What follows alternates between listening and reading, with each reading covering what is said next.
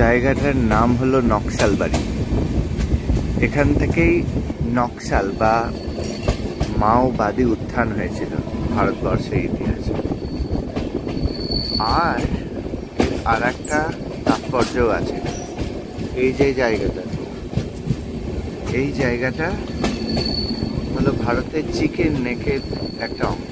মানে এখান থেকে যে নেপাল, ভুটান আর বাংলাদেশ, এই যে 3 সম্মিলিত দেশ, এই দেশগুলির দূরত্ব অনেক কম।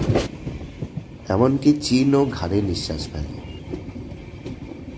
শিলিগুড়ি করিডোরের এই অংশটির ব্যাপ্তি মাত্র 20 থেকে 22 কিলোমিটার। আর ভারতের দুর্বলতম জায়গা।